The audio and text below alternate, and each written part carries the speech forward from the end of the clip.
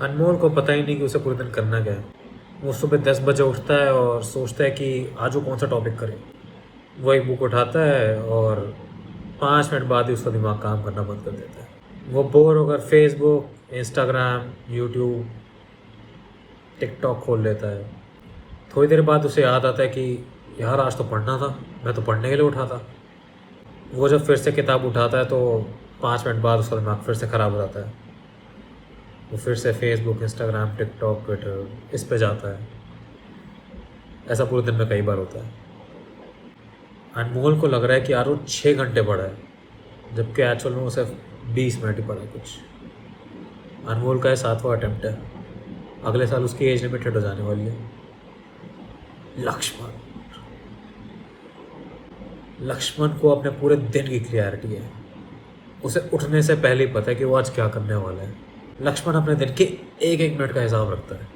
उसे पहले से ही पता है कि उसे डेली और मंथली क्या क्या टारगेट अचीव करना है। लक्ष्मण को लगा कि आज वो सिर्फ 4 घंटे पढ़ा है, जबकि असलियत में वो 10 घंटे पढ़ चुका है। और ये क्या, लक्ष्मण अपने फर्स्ट अटैम्प्ट में टॉप 10 रैंक लेके बैठा है और अनमोल का अभी तक प्री भी क्लियर नहीं हुआ।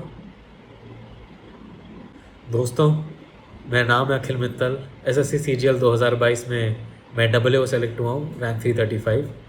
और आज मैं आपके साथ वो सीक्रेट स्ट्रैटेजी शेयर करने जा रहा हूँ जो हर टॉपर फॉलो करता है लेकिन कोई बताता नहीं है। अगर आपको कोई भी पेपर क्लियर करना है तो उसका एक प्रॉपर प्लान होना बहुत ज़रूरी है। ये पता हो कि आज क्या करना है, इस महीने क्या करना है, इस साल क्या करना है। प्रॉपर प्लानिंग होती है तो यार माइंड में क्लियरिटी रहती है और एग्ज़ाम टाइम में कॉन्फिडेंस रहता है कि हाँ, इस बार मेरा पेपर क्लियर हो जाएगा। ये प्लानिंग करता तो हर टॉपर है, लेकिन कोई बताता नहीं है ढंग से कभी भी। कोई भी टॉपर ट्यूशन पे डिपेंड नहीं करता कि वो करा देगा, वो बता देगा अपने हिसाब से कि भाई इस टाइम में ये कर लो, इतने टाइम में ये कर लो तो मेरा हो जाएगा। पेपर तुम्हें निकालना है, इसकी रिस्पॉन्सिबिलिटी तुम्हें खुद लेनी पड़ेगी। अपना प्लान तुम्हें खुद बनाना पड़ेगा। मैं खुद प्लानिंग फॉलो करता हूँ, अपनी डायरी में रोज़ डेली प्लानिंग करता हूँ। प्लानिंग करना कोई मुश्किल नहीं है दोस्तों, बहुत आसान है, बस थोड़ा दिमाग लगाने की ज़रूरत है। आपको प्लानिंग करने के फ़ायदे तो पहले से ही पता होंगे, तो मैं ज़्यादा पकाऊंगा नहीं और सीधा इस चीज़ पे फोकस करूँगा कि प्लानिंग करनी कैसे है। इस तरह से कि आप अपने नेक्स्ट अटैम्प्ट में फुल प्रिपरेशन के साथ अपनी पसंद की पोस्ट ले पाओ। तो सबसे पहले आपको ये पता होना चाहिए कि आपके पास टोटल टाइम कितना है अगले पेपर से। जैसे मान लेते हैं आज अगर 1 जनवरी है और पेपर है मेरा 10 जून को, तो मेरे पास टोटल 5 महीने 10 दिन के आसपास एक टाइम है मेरे पास जिसमें मैं प्रिपरेशन कर सकता हूँ। मेरे को टाइम पता चल गया। नेक्स्ट स्टेप है, आपको ये पता होना चाहिए कि सिलेबस कितना है और आपको कितनी मेहनत करनी है उस सिलेबस को वहाँ तक रीच करने के लिए, ताकि उसमें रिवीजन का भी टाइम जो है आप इंक्लूड कर सकें। तो आपको 5 महीने टोटल में प्रिपरेशन का टाइम नहीं लेना है, जैसे एक एग्जाम्पल में मैंने बताया। आपको जो है कुछ 3 महीने प्रिपरेशन और 2 महीने रिवीजन प्रैक्टिस के लिए देनी है। आपको ये भी डिसाइड करना होगा कि आपको कितने टाइम में कितना रिजल्ट चाहिए। जैसा कि मैंने अभी बोला, 3 महीने में सिलेबस कंप्लीट, 2 महीने में प्रैक्टिस। आपको ये भी डिसाइड करना पड़ेगा कि भाई जैसे मैं प्रैक्टिस कर रहा हूँ तो उस प्रैक्टिस में मेरा शुरुआत में स्कोर कितना और मुझे एंड स्कोर कितना चाहिए। आपको ये भी डिसाइड करना पड़ेगा। जैसे अगर आपने पहले शुरू करा और आपका स्कोर कुछ 100 के आसपास आ रहा है, उससे कम आ रहा है, तो आपका टारगेट होना चाहिए कि 150 160 प्लस मेरा स्कोर एंड में आए, कंसिस्टेंटली आए। अब एक प्रॉपर थोड़ा एग्जांपल के तौर पर मैं अपनी ही बात कर लेता हूँ। जैसा मान लीजिए 1 जनवरी आज की डेट है और 10 जून को, जैसे कि हमने पहले ही बताया था, पेपर होने वाला है। तो इसमें आपको 5 महीने 10 दिन के आसपास मिलते हैं। मैं 5 महीने लेके चल रहा हूँ। 10 दिन जो है आप इधर उधर लेके चलो, मतलब उसे पूरा काउंट मत करो, थोड़ा कम ही लेके चलो उससे। अब मुझे पता है कि मैं इंग्लिश में मेरे नंबर आ जाते हैं, मुझे उसमें ज़्यादा मेहनत करने की ज़रूरत नहीं है। मेनली मेरा फोकस होगा मैथ्स पे, जीके पे, रीजनिंग पे। कंप्यूटर का भी पेपर होता है, टाइपिंग का भी पेपर होता है, बट ये दोनों जो हैं वो सिर्फ क्वालिफाइंग नेचर होते हैं, तो इन पे ज़्यादा मेहनत करने की ज़रूरत नहीं है। जो 10 दिन आपने काटे थे, आप उन 10 दिनों में इन दोनों को दे सकते हैं। अब मुझे टारगेट सेट करना है कि कितने टाइम में मैं कितना सिलेबस कर लूँ, कितनी रिवीजन करूँ और किस हिसाब से करूँ। ये मुझे प्रैक्टिस करने पे ही पता चलेगा। मैथ्स की बुक उठाता हूँ तो मेरे को पता चलता है कि अभी मैं 10 पेज कर रहा हूँ डेली के, इतनी मेरी कैपेसिटी है।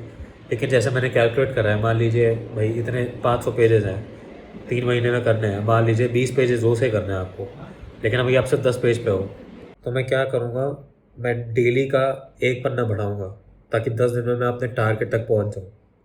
अब मैं आपको एक रियल लाइफ एग्जांपल बताता हूँ अपना, कि मैं एक्चुअली में कैसे अपनी प्लानिंग करता हूँ डेली की। ये मेरी डायरी है 2022 की। इसमें मुझे पता है 2015 लिखा हुआ है, पर आप इसमें मत जाना, है पुरानी डायरी है, मेरे पास रखी हुई थी तो मैंने ये यूज़ कर ली पहले। आपको भी एक ऐसी डायरी लेनी है जिसमें डेट हो रोज़ की, जैसे 10 जुलाई है, 11 जुलाई, 12 जुलाई, ऐसे आपको भी डायरी बना लेनी है अपनी। अब आपने निकाल लिया कि आपका डेली का कैलकुलेशन, कि कितने पेजेस आपको किस सब्जेक्ट के कितने करने हैं, तो उस सब को आप कैसे लिखोगे, क्या लिखोगे। मैं एग्जांपल देता हूँ। अब यहाँ पे मैंने कोई पेजेस का लिखा नहीं हुआ, मैं आपको पेजेस का लिखा हुआ ढूंढा बताता हूँ थोड़ा। अब जैसा कि आप देख सकते हैं यहाँ पे मैंने क्या क्या लिखा है, workout, follow right, meditation, first practice, CPU test. Maths revision पे आते हैं। मैथ रिवीजन पे जैसा कि आप देख सकते हैं, मैंने फिनिश अलजेब्रा का एक गोल बनाया था। 25 सितंबर का ये गोल है मेरा, उस दिन मैं मीट नहीं कर पाया। अगले दिन मैंने फिर से करा, इसे मैंने मीट कर लिया। बाकी भी देख सकते हैं, स्टडी आई क्यू 2 वीडियोज़, कैट का टेस्ट है, ऐसे यहाँ पे भी है कैट का टेस्ट, सीपीयू का टेस्ट, स्टडी आई क्यू की 2 वीडियो। तो ये मेरे डेली गोल्स हैं जो मैं डेली हिट करने का कोशिश करता हूँ। और ये गोल्स जो हैं मैंने इस तरह से लिखे हुए हैं कि मैं डेली के कुछ गोल्स तो हिट कर ही रहा हूँ, लेकिन मेरा मंथली भी कुछ आउटकम आ रहा है, कुछ वीकली आउटकम भी आ रहा है। जैसे एग्जांपल के तौर पे देता हूँ, ये कैट का टेस्ट मैंने यहाँ पे लिखा हुआ है। तो कैट का टेस्ट ये नहीं कि मैंने दे दिया और बस हो गया। इसमें मैं अपना स्कोर भी नोट डाउन करता हूँ। यहाँ पे मैंने नोट डाउन नहीं करा, वो मैं अपना अलग नोट डाउन करता हूँ, और वो मेरे को मिल नहीं रही है तो मैं आपको दिखा नहीं सकता। बट जैसे मैं नोट डाउन करता हूँ कि मेरा स्कोर इतना आया, फिर इतना आया, फिर इतना आया, तो मैं ये भी देखता हूँ कि भाई जो मैं कर रहा हूँ उसका मेरे को फ़ायदा हो रहा है कि नहीं हो रहा। मैं इसका भी आपको एग्जाम्पल दिखाता हूँ, जब मैंने ये भी लिखा है कि मेरे को फ़ायदा हो रहा है नहीं हो रहा। अब जैसा कि आप देख सकते हैं, 8 जुलाई का मेरा CGL मैथ टेस्ट मैंने लिखा हुआ है, इस पे टिक मार्क है, और मैथ रिवीजन भी लिखा हुआ है। बट मुझे पता है कि उस टाइम मेरा जो है इससे कोई इतना फ़ायदा हो नहीं रहा था। जो ये CGL मैथ टेस्ट आप देख रहे हैं, मैं पूरा पूरा मैथ्स का टेस्ट लगा रहा था, इससे मेरा कोई स्कोर बढ़ नहीं रहा था, वहीं का वहीं अटका हुआ था। तो इसके लिए मैंने क्या किया, मैंने 10 जुलाई को अपनी स्ट्रैटेजी थोड़ी चेंज करी, चेंज ऑफ प्लान, जैसे कि आप देख ही सकते हैं। अब मैं यहाँ पे सेक्शनल टेस्ट कर रहा हूँ। सेक्शनल टेस्ट से मेरा मतलब जो है, मैं टॉपिक वाइज ही था एक्चुअली। मैथ्स का टेस्ट करोगे तो आप वो सेक्शनल टेस्ट ही हो गया, एक मैथ्स का, इंग्लिश का। यहाँ पे मेरे को टॉपिक वाइज लिखना चाहिए था, मैंने गलती से कुछ और लिख दिया। बट आप बात समझ सकते हैं, काम चीज़ नहीं करती है तो वो भी चेंज करते रहना है। आपके कुछ बेसिक जो हैं गोल्स डेली के रहते हैं, जैसे workout, follow diet, 10 minute meditation. ये आप आगे भी देखेंगे, workout, follow diet, 10 minute, French practice भी है, मैथ प्रैक्टिस वगैरह वगैरह। ठीक है। और आप इसमें सिर्फ अपने गोल्स नहीं लिखेंगे, इसमें आप अपनी फीलिंग्स भी लिख सकते हैं। जैसे यहाँ पे मैंने लिखा हुआ है, have to deload for 1 week, left shoulder pain. तो इसका मतलब क्या था, मैं वर्कआउट, जैसे कि आप देख सकते हो मैंने डेली लिखा हुआ है, तो वो इतना ज़्यादा हो गया था कि मेरे कंधे में जो है दर्द होने लग गया था उस टाइम, और मेरे को एक हफ्ता ऑफ लेना पड़ा था ताकि वो ठीक हो जाए, क्योंकि बहुत ही ज़्यादा हो चुका था कंधे का दर्द। और भी है जो आप फीलिंग्स देख सकते हो, मैं बताता हूँ।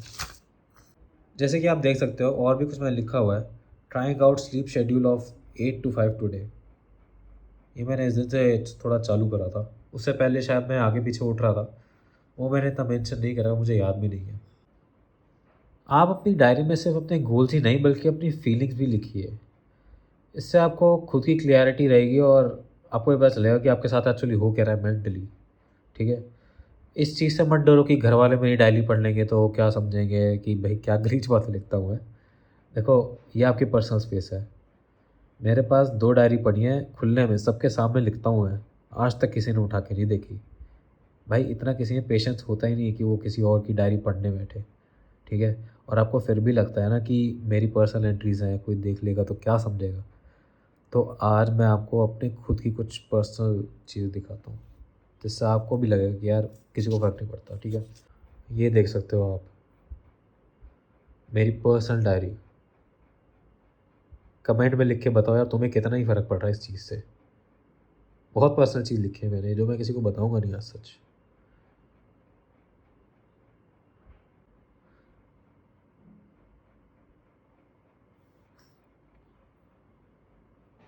मैं लास्ट में ये कहना चाहूँगा कि एसएससी प्रिपरेशन से रिगार्डिंग आपको कोई भी प्रॉब्लम हो, कोई भी डाउट हो, तो आप मुझसे मेरी टेलीग्राम चैनल पे जुड़ सकते हैं।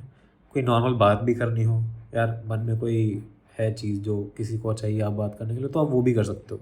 टेलीग्राम चैनल का लिंक मैंने अपने डिस्क्रिप्शन में दे रखा है नीचे, वहाँ से आप मुझे डायरेक्टली कॉन्टैक्ट कर सकते हो। सर झुकाओ और काम करो।